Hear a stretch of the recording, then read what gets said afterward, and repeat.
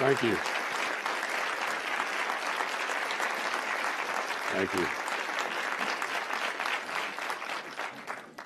Thank you. Thank you so much. And thank you, Greg, for that very, very kind, warm introduction, inviting me back home today. And I want to thank those at the Clements Center of National Security and the Robert Strauss Center for International Security and Law for hosting the event as well. As Greg mentioned to you, today does mark my one-year anniversary as Secretary of State. A year ago this time, I had entered the State Department, stood on the steps in the foyer, and had my first chance to have a conversation with my newest colleagues and friends in the State Department about things that are important to me and values that I wanted to bring to the State Department. And it's been a very busy whirlwind year, but it's really nice to celebrate it among friends back home as well. So I'm just delighted to be here. Of course, it's always a special honor and pleasure to get to speak at your alma mater, and in particular at an institution that houses the Presidential Library of one of our most storied Texans to serve in Washington.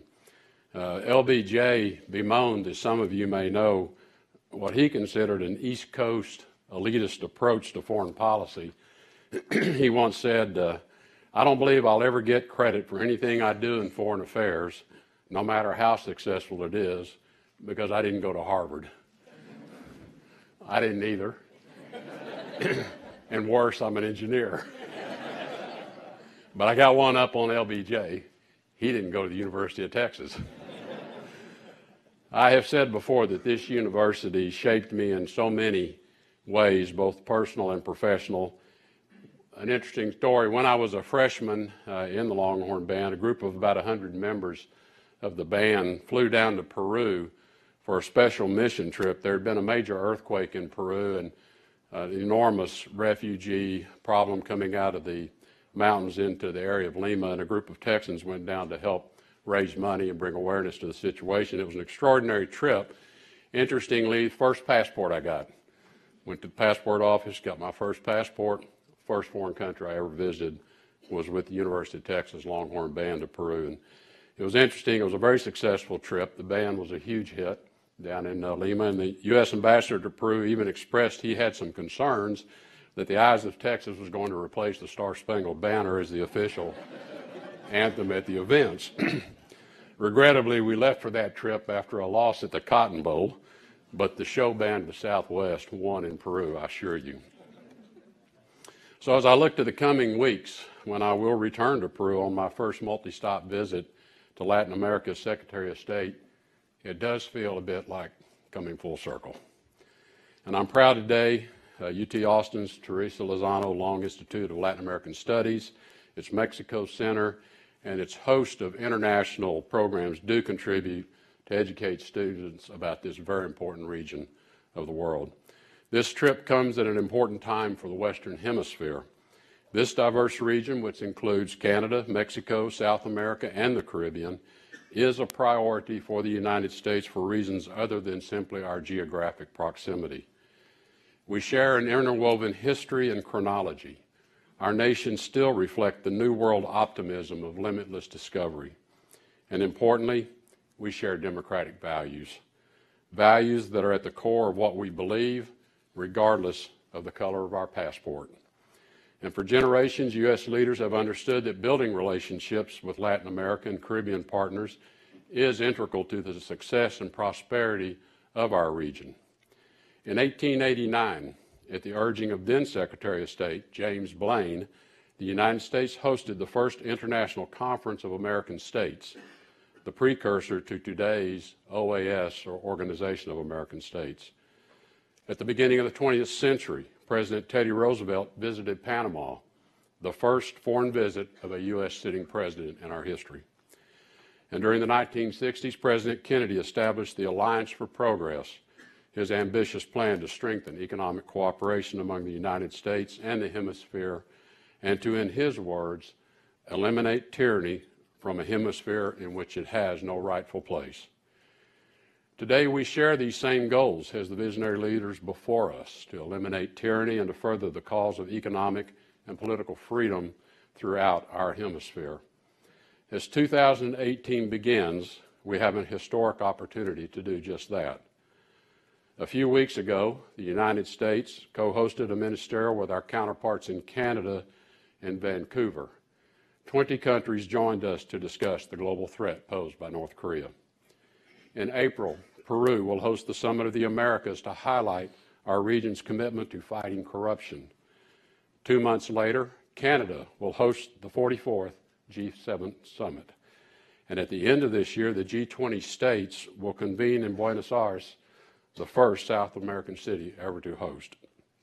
So in many ways, 2018 marks the year of the Americas. Many of the world's leaders will be in this hemisphere, and as such, the eyes of the world will turn to the Americas. So today I want to focus on 3 pillars of engagement to further the cause of freedom throughout our region in 2018 and beyond: economic growth, security, and democratic governance.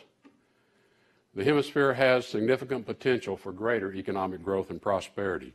We will build upon the solid foundation of economic cooperation with our Latin American and Caribbean partners. Brazil, for instance, is the region's largest economy and the 9th largest in the world. The United States is Brazil's 2nd largest trading partner, with two-way trade at record highs in recent years, totaling more than $95 billion in 2015. The United States has free trade agreements with 20 countries. 12 of those countries are in the Western Hemisphere. And every year, the United States trades almost $2 trillion worth of goods and services with Latin America and Caribbean nations, supporting more than 2.5 million jobs here at home. Instead of a trade deficit, we actually have a $14 billion trade surplus with the hemisphere. But today, we have an opportunity to further our economic partnership and the prosperity of the peoples in this hemisphere.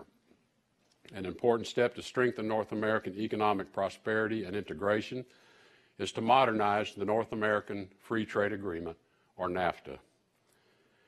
I'm a Texan, former energy executive, and I'm also a rancher. I understand how important NAFTA is for our economy and that of the continent.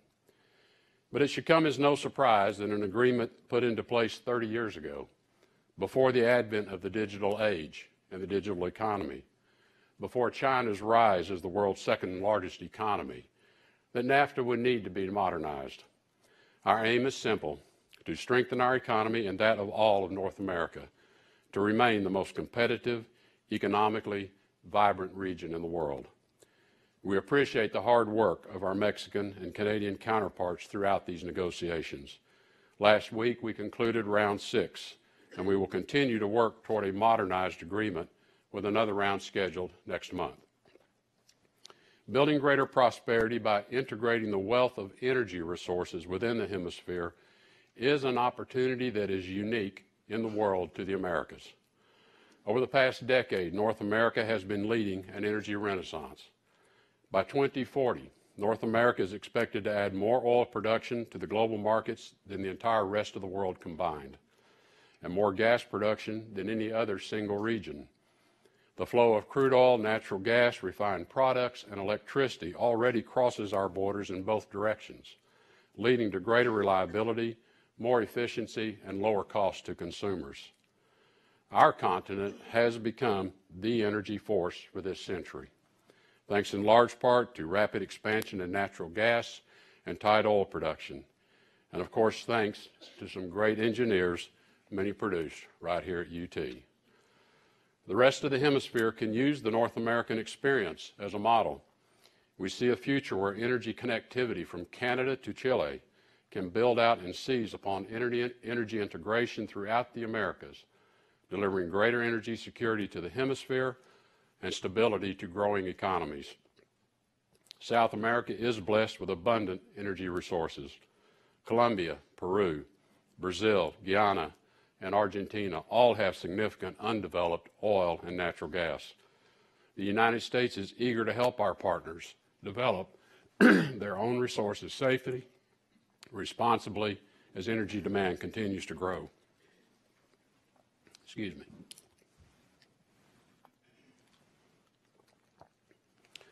Our hemispheric energy trade is already beginning to meet these needs.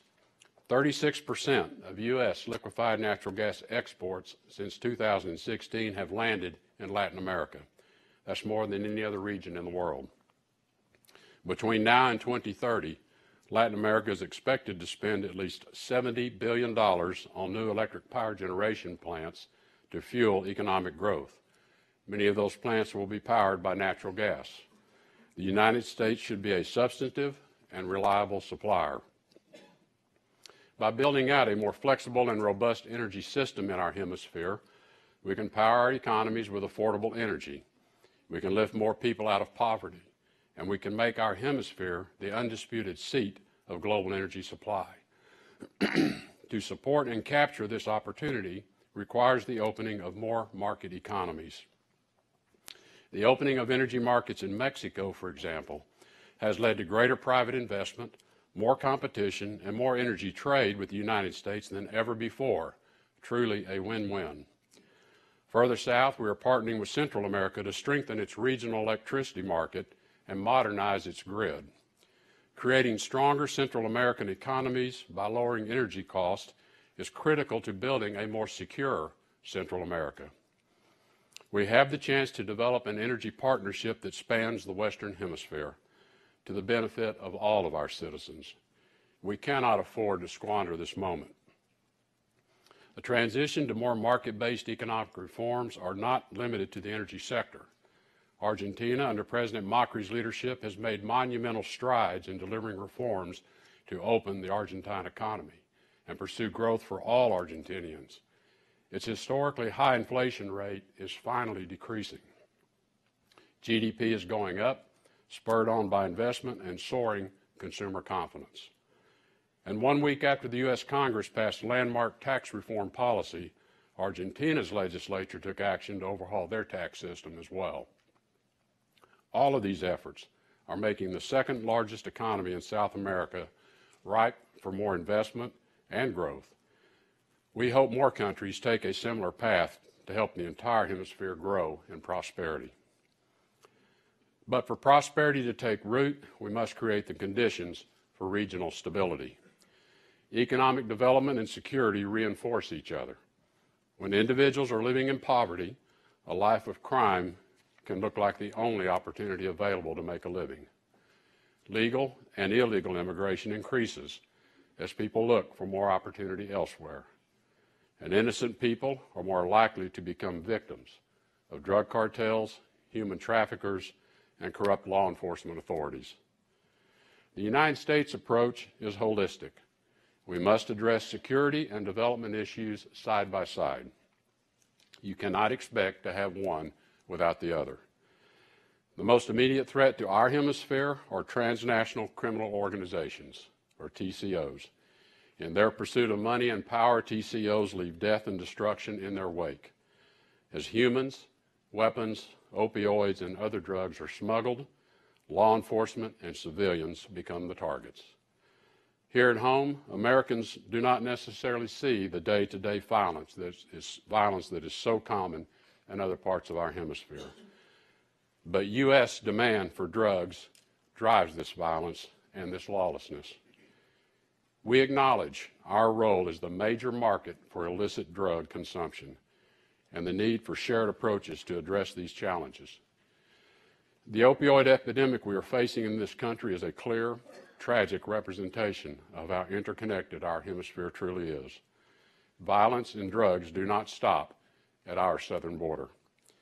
That is why we continue to employ a coordinated multilateral approach to diminish the influence of these groups. It is time we rid our hemisphere of the violence and devastation that they promote. I co-chair a high-level dialogue with Foreign Secretary Videgaray of Mexico to discuss new and strategic ways to disrupt TCOs. We must take new approaches to disrupt their business models of cartels which operate much like any other business organization that maximizes their value chain from feedstock to manufacturing to distribution to marketing and sales.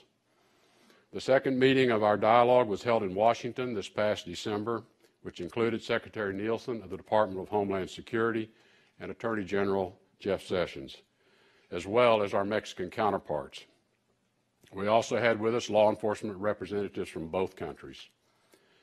Dismantling TCOs is not just a diplomatic issue. Obviously, it requires integrating the skills and expertise of law enforcement to interdict shipments of illegal drugs, attack the revenue streams and the weapons feeding TCOs, and to track down and prosecute the middlemen who enable them. Close collaboration among multiple agencies within our own government and with our international partners is essential. The way we combat threats to our southern border security is to work collaboratively with Mexico to strengthen Mexico's southern border. Through the Merida Initiative, a partnership between the United States and Mexico focused on improving security and the rule of law, the United States is providing assistance to build the capacity of Mexican law enforcement and judicial institutions. By providing inspection equipment, canine units, and training, we equip law enforcement officers with tools to eradicate opium, poppy production, tighten border security, and disrupt trafficking activities, not just in drugs, but in trafficking of humans. By improving cross-border communications, we make both sides of the border safer. And our security partnerships extend beyond just our southern border or Mexico's southern border. Colombia has been one of our strongest partners in the region. Following decades of long internal battle with the revolutionary forces of the FARC, Colombia has charted a pathway to peace. We continue to support this sustainable peace, but challenges do remain. Colombia is the world's largest producer of cocaine, the source of 92% of the cocaine seized in the United States. Last year, and with U.S. support, Colombian police and military forces eradicated 130,000 acres of coca fields, the highest number since 2010. The same year, Colombian forces seized nearly 500 metric tons of cocaine. There's more work ahead. Regrettably, coca cultivation has skyrocketed in recent years. In 2016, more than 460,000 acres in Colombia were used for coca cultivation, a record. We remain and keep a very open and frank dialogue with the government of Colombia to address the eradication of this very large feedstock for cocaine and to identify alternative cash crops to support rural Colombian farmers. In Central America, through the Alliance for Prosperity, we support countries as they address security and economic development in tandem. Last June in Miami, the State Department and the Department of Homeland Security, along with our Mexican counterparts, co-hosted the Conference on Prosperity and Security in Central America. Through many productive conversations with public and private sector leaders across the region, opportunities were identified to help Central American countries grow their economies, strengthen their institutions, and better protect their people. More opportunities for Central Americans will weaken the hold of transnational criminal organizations, address the underlying causes of legal and illegal immigration, and result in less violence. That makes their nation stronger, and it makes ours safer. And through the Caribbean Basin Security Initiative, partners along our third border, the Gulf of Mexico, are increasing their ability to perform maritime interdictions, rein in illegal firearms, counter corruption, and prosecute criminals. Over the summer, we submitted our Caribbean 2020 plans. This comprehensive strategy fosters closer security cooperation and reaffirms our commitment to encourage private sector growth and diversification of energy resources, creating energy security in the Caribbean. We also maintain our partnerships in education and health initiatives, including PEPFAR, the President's Emergency Plan for AIDS Relief. The United States knows that our country and the rest of the region benefits from greater regional stability and the prospect of a growing economy throughout the hemisphere. The United States partnership with nations in the hemisphere is founded on shared values and democratic governance, but we cannot take it for granted. Many still live under the oppression of tyranny. The corrupt and hostile regime of Nicolas Maduro in Venezuela clings to a false dream and antiquated vision for the region that has already failed its citizens. It does not represent the vision of millions of Venezuelans or in any way comport with the norms of our Latin American, Canadian, or Caribbean partners. Our position has not changed. We urge Venezuela to return to its constitution, to return to free, open, and democratic elections, and to allow the people of Venezuela a voice in their government. We will continue to pressure the regime to return to the democratic process that made Venezuela a great country in the past. Venezuela stands in stark contrast to the future of stability pursued by so many others in the hemisphere. The great tragedy is that although Venezuela could be one of the most prosperous countries in the region, it is one of the poorest in the world.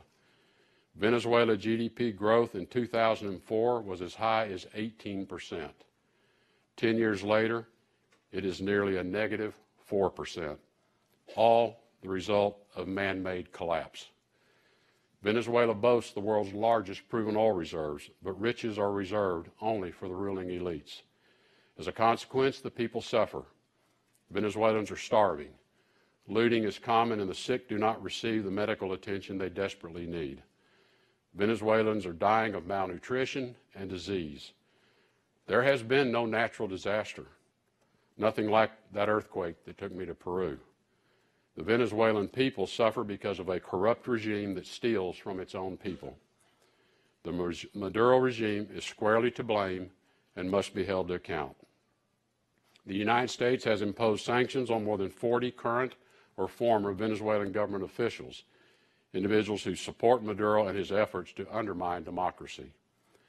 Over the past year, we have worked with many of our Latin American partners through the Lima Group and the Organization of American States in particular to build support for coordinated action to counter the country's slide into dictatorship. We appreciate the Lima Group of major regional leaders who have met regularly to support the Venezuelan people's quest to regain their country. Canada, too, has sanctioned dozens of Venezuelan leaders, including Maduro himself. And recently, the European Union joined the growing global chorus to sanction leaders in the regime for human rights abuses. The world is waking to the plight of the Venezuelan people. We encourage all nations to support the Venezuelan people. The time has come to stand with freedom-loving nations, those that support the Venezuelan people, or choose to stand with Maduro dictatorship, if that is your choice. Elsewhere, we will continue to encourage others in the region, like Cuba, who disregard their people and ignore this democratic moment in Latin America, to give their people the freedom that they deserve. Cuba has an opportunity in their own transfer of power from decades of the Castro regime to take a new direction. In June, President Trump laid out a new vision for our approach to Cuba, one that supports the Cuban people by steering economic activity away from the military, intelligence, and security service, which disregard their freedom. The administration's policy, as written in the National Security Presidential Memorandum, also seeks to, quote, ensure that the engagement between the United States and Cuba advances the interest of the United States and that of the Cuban people. The Cuban people. It includes advancing human rights and encouraging the nascent private sector in Cuba. The future of our relationship is up to Cuba. The United States will continue to support the Cuban people in their struggle for freedom. Venezuela and Cuba remind us that for our hemisphere to grow and thrive, we must prioritize and promote democratic values. We must root out corruption in all of its forms. Ineffective, corrupt governance damages countries. The economy suffers. People lose faith in institutions, and crime increases. Recent steps taken against corruption in Guatemala, Peru, the Dominican Republic, and Brazil underscore the importance of directly addressing it. In Guatemala, we continue to support the CICIG, a UN body created in 2006 to uphold the rule of law, strengthen accountability, and independently investigate illegal, corrupt activity affecting government institutions. 2018 should be the year countries in the Western Hemisphere restore their trust with their people, the people they represent, and take serious anti-corruption action. Earlier, as I mentioned, the Summit of the Americas hosted by Peru will be hosted by Peru in April. We wholeheartedly support this year's theme, Democratic Governance Against Corruption, and we encourage every nation in the region to fully embrace it. Encouraging transparency, increasing accountability, rooting out corruption, all of these are essential to creating a sound economy for the region, promoting security, and protecting our values. Strong institutions and governments that are accountable to their people also secure their sovereignty against potential predatory actors that are now showing up in our hemisphere. China, as it does in emerging markets throughout the world, offers the appearance of an attractive path to development. But in reality, this often involves trading short-term gains for long-term dependency. Just think about the difference between the China model of economic development and the United States version. China's offer always comes at a price, usually in the form of state-led investments carried out by imported Chinese labor, onerous loans, and unsustainable debt. The China model extracts precious resources to feed its own economy, often with disregard for the laws of the land or human rights. Today, China is gaining a foothold in Latin America. It is using economic statecraft to pull the region into its orbit. The question is, at what price? China is now the largest trading partner of Chile, Argentina, Brazil, and Peru. While this trade has brought benefits, the unfair trading practices used by many Chinese have also harmed these countries' manufacturing sectors, generating unemployment and lowering wages for workers. Latin America does not need new imperial powers that seek only to benefit their own people. China's state-led model of development is reminiscent of the past. It doesn't have to be this hemisphere's future. Russia's growing presence in the region is alarming as well, as it continues to sell arms and military equipment to unfriendly regimes who do not share or respect democratic values. Our region must be diligent to guard against faraway powers who do not reflect the fundamental values shared in this region. The United States stands in vivid contrast. We do not seek short-term deals with lopsided returns. We seek partners with shared values and visions to create a safe, secure, and prosperous hemisphere. The U.S. approach is based on mutually beneficial goals to help both sides grow, develop, and become more prosperous, and do so by respecting international law, prioritizing the interest of our partners, and protecting our values. With the United States, you have a multidimensional partner, one that benefits both sides with engagement to support economic growth, education, innovation, and security. This year, the United States is eager to create even deeper relationships with Latin America and Caribbean partners, with the aim of expanding freedom to more people. We have a tremendous opportunity to build upon our shared history, culture, and values to generate more opportunity, more stability, more prosperity, and more resilient governance in South America, Central America, North America, and the Caribbean. In this year of the Americas, the United States will continue to be the Western Hemisphere's steadiest, strongest, and most enduring partner. Thank you for your kind attention.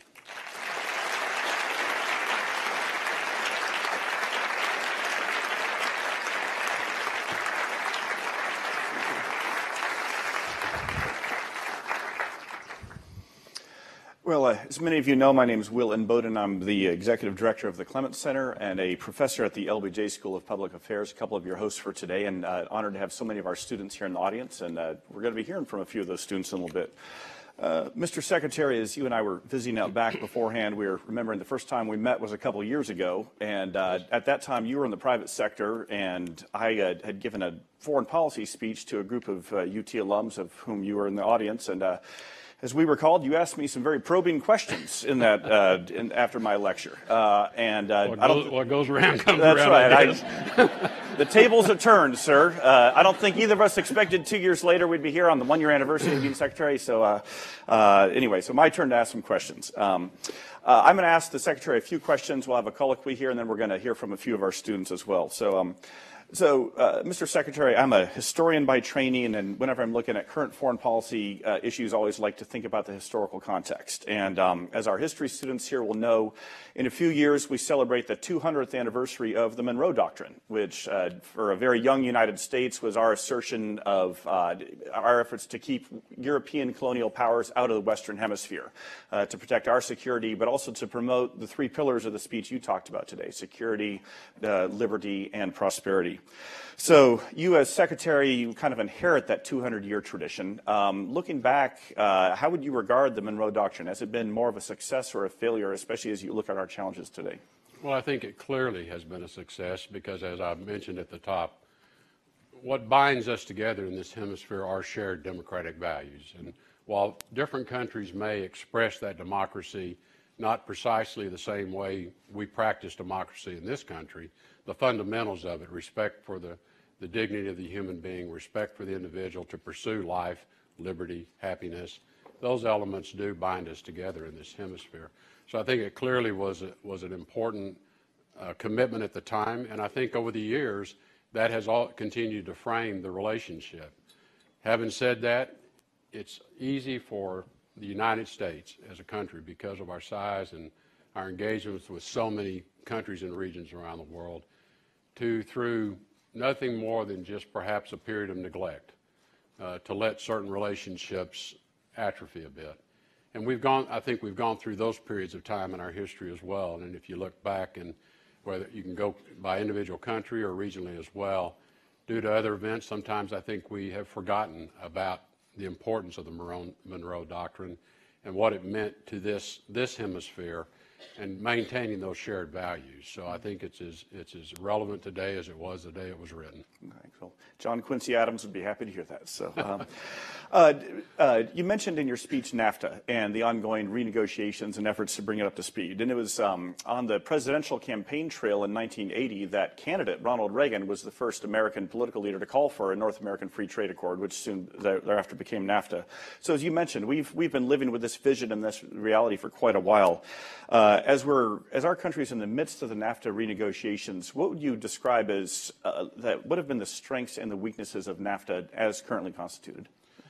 Well, I think, again, and as I mentioned, when it was put in place 30 years ago, the world was a bit of a different place.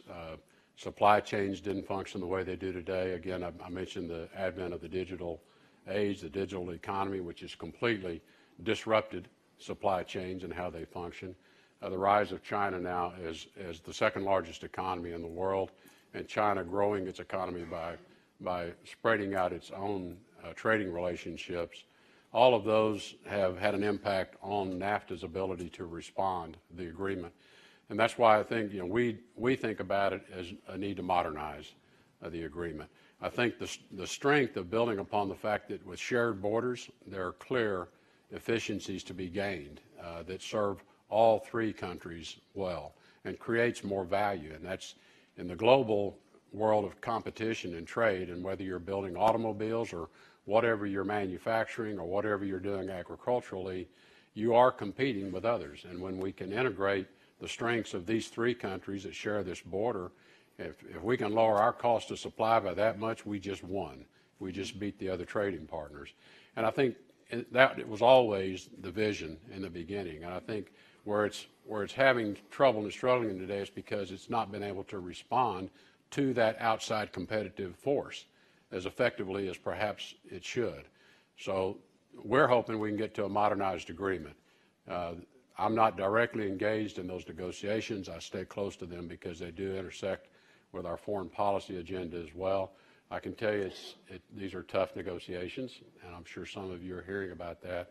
But the parties are continuing to work, I think, towards a solution that serves all three countries' interests well, but then collectively achieves this objective of collectively making us the most competitive trading entity in the world. So I want to come back to another country that you mentioned towards the end of your speech, and that's Cuba. One of the two remaining tyrannies in the region, along with Venezuela. And President Trump has been quite critical of the Obama administration's previous normalization process with Cuba, with the Castro regime.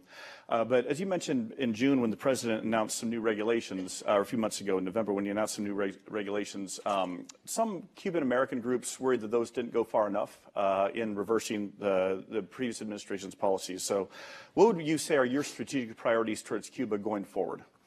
Well, as I mentioned, they will be going through a transfer of power, supposed to this year. We'll see whether it happens this year or not. But and this will be, in all likelihood, the first transfer of power that Cuba has not been led under a Castro regime.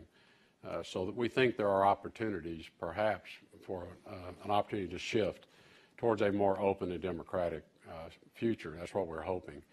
With respect to our objectives with Cuba and I think President Trump's analysis, and I agree with it, of the terms with Cuba that were in place when we took office, that an awful lot had been given to the Cuban government and not much had been received in return, other than clear economic opportunity for U.S. business interests, which is great.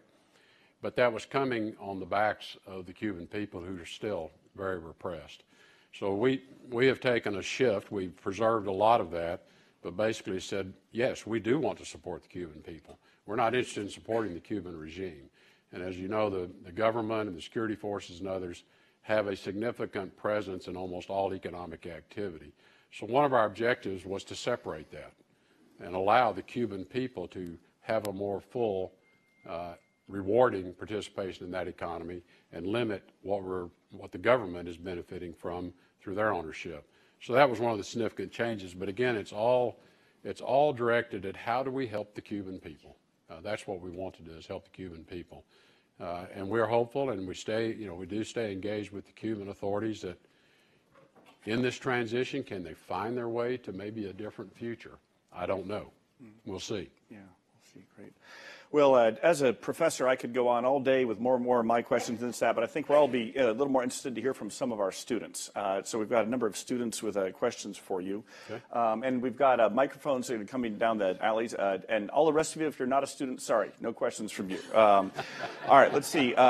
First one up, we've got Patricia Zavala. So, Patricia, where are you? So, that's right. There you go. Galen, the mic to Patricia. So. And please identify your degree program and school. That's right. Hello, Secretary Tillerson. My name is Patricia Zavala. I'm a dual degree master's student at the LBJ School of Public Affairs and the Lozano Long Institute of Latin American Studies. And my question is about corruption in Latin America, which is something that you touched on in your speech. Given the effect that corruption has in undermining public institutions and impeding the effective implementation of the administration's policy priorities, what can the U.S. do to combat the endemic corruption in the region? Well, I mentioned we have a number of initiatives and funding programs working directly with individual countries, the U.S. directly, but also using other UN and other international organizations to, first and foremost, strengthen the judicial systems. If we can get judicial systems and judges that are not corruptible, then you can begin to prosecute cases of corruption and punish people, and then that begins to dissuade them. And that's the approach. Now, that does then raise significant risk for those judges. So hand in glove with it goes strengthening law enforcement and security in the region and in those countries to protect those who are taking action to eradicate corruption. And there is, without question, there's an intersection of a lot of the trans-criminal organizations with the corruption as well to facilitate their narcotics activities, their human trafficking activities, other kind of illicit smuggling. So it's quite challenging, but we've made a lot of progress in Central America with these initiatives using, and in Mexico with the Merida initiative that I mentioned. Those are all specifically targeted at exactly the issue that you're asking about. But it is strengthening judicial systems, getting judges in place that will act in accordance with their law. In some cases, passing new prosecutorial laws that make it easier to prosecute corruption. A lot of these are evidentiary laws If you don't have good evidentiary laws, you can't make the case for a prosecution. And then creating an environment where these judges can do their job, recognizing that some of them are going to come under threat. So it's very targeted, and we try to go country by country as to what is best needed there. But both in Mexico and in Latin America, it's a significant undertaking. That really is what's necessary to create the kind of environment then to allow economic prosperity, growth, job creation. That's what keeps everybody at home. Thanks. All right, and our next question is from Juan Gonzalez Rivera. Hello, Mr. Secretary of State. My question is, first, I'm a Fulbright student from Colombia. I'm candidate for PhD in chemical engineering. So my question is about... Future ExxonMobil. My question is about your science... Or future State Department. That's right. About your science diplomacy agenda. So in your upcoming travel to Latin America, will there be a science strategic agenda to foster scientific cooperation in topics of interest to the region or other topics of interest to the region, such as food security, infectious diseases, and of course the environment? Well, I think, as you pointed, you just touched on areas that are obvious for cooperation and scientific investigation, and certainly South America in particular has some incredibly rich ecology areas, things that we can learn a lot about what's happening with the environment, what's happening with the planet, what is the effect of climate change that we're seeing. And so, yes, there are important joint scientific efforts for us to fund, send our own scientists there, but also bring scientists from Latin and South America to our institutions in the United States, and like yourself, to study and share, grow, and either go back home to continue that work or stay here. So there are environmental issues of interest, there are diseases that are of particular interest in certain environments in particular, and that's why we have a very active PEPFAR program. As you know, it's AIDS, but it's also malaria and a few other infectious diseases that are important. So it is an opportunity for us to talk about how are those collaborations that are in place going, what could we do to either strengthen those or expand them, and what new areas of investigation might be of interest to both of us. Certainly the strong educational ties between our two countries, and the fact that you're here studying in the University of Texas, and congratulations on being a Fulbright scholar. Those are the strong connections that down the road, and these are the people-to-people connections, they're going to keep our countries very, very close together in terms of our values as well. And all the best to you. Okay, another student question. We've got Sean Salome there. The microphone's coming down. And Mr. Secretary, Sean, he's about to ask you the question. He's one of our Clements Center undergraduates. He'll tell you what he's studying, but he's also a Marine vet who did a couple of deployments in Colombia. God bless you. Thank you. Good afternoon, Secretary. Thank you for having us. Colombia is facing crossroads right now. Its neighbor to the east, Venezuela, is deteriorating as its continued government is strangulating the people. We're having mass migration of Venezuelans into Colombia. Internally, Colombia's government and the ELN have failed peace talks, and these issues may very well lead to social unrest and economic turmoil for Colombians. How does this U.S. plan, or U.S. aid, plan on aiding the Colombian people, and should the FARC be part of this process? Thank you. Well, as you know, they have a very prescribed process to work through the implementation of the peace accord. And I would share your observation that it has stalled a bit. They were making good progress, and now some areas that are important seem to have hit a pause. That's one of the areas we will be talking with the Santos government about. How can we get those restarted, continue the we think it's important to continue to implement the peace accord if we're going to secure the peace that has been negotiated with the FARC-FLN. You are correct in terms of Colombia is probably the most impacted country from the Venezuelan crisis. Something between 200 and 300,000 Venezuelans have now left Venezuela, living in Colombia as refugees basically, but another couple of 100,000 that are going back and forth all the time just seeking food and medical treatment in particular. we have attempted to provide certain medical equipment, vaccines, and others to the Venezuelan government so these people don't have to leave to get their treatments. The Venezuelan government refuses to take that aid. Maduro does not want to appear that he needs it. We're going to continue to work at that. So it's a real problem for Colombia, and it has the potential to destabilize Colombia, which is why continuing to move forward on the peace implementation is so important, so it doesn't create a new area of instability and all the parties go back to their corners and we're right where we were. We have a lot of confidence in the Santos government, and we know they have elections coming up, but we believe the government is very committed to following through on implementing the peace accord. We need to encourage them and help where we can in that regard. The problem with the coca production is it's a significant problem. It's a problem to us. It's a shared problem. As I said in my remarks, we don't like to admit it, but we're the market. The United States accounts for the vast, vast, vast majority of illicit drug consumption in the world.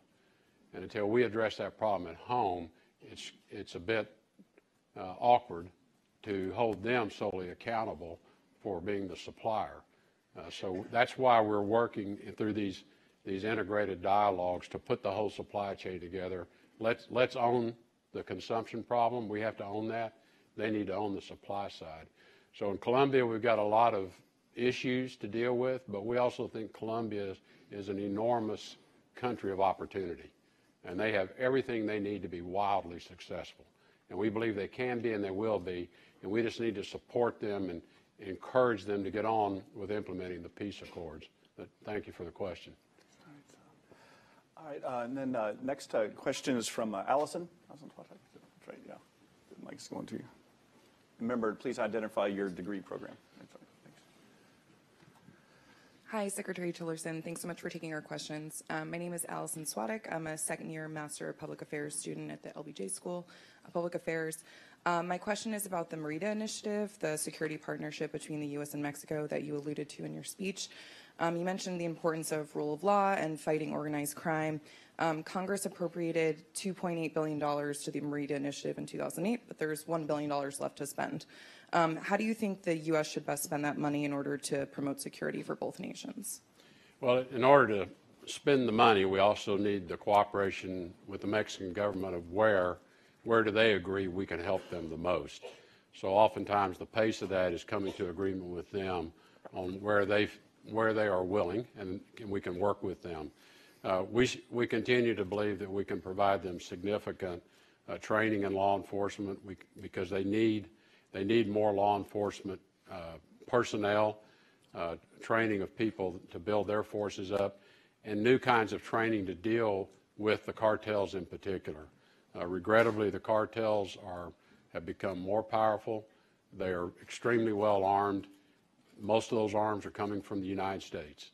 So we have a huge weapons interdiction effort underway as well. This is why we have Department of Homeland Security involved. Interestingly, for about every 10 trucks that we inspect coming north, because we're worried about what's coming to see us, we only inspect one truck going south. And so we have committed to them that we will do a better job of interdicting weapons flowing in. So I think it is through this joint dialogue we're having with them to identify, looking at what are all elements of this supply chain, where can we best attack that, what are the capabilities we need, and then we have some funds to address that. So it is going to be, I think, law enforcement, some ability for them to collect intelligence themselves on where these labs are. We destroyed, I think, about 134 labs last year through some information sharing, and when we identify them, the Mexican forces have been going in to destroy those. So I think we have we've got, unfortunately, too many opportunities where we can apply the joint effort, and we have the resources, the money to do that. Thank you.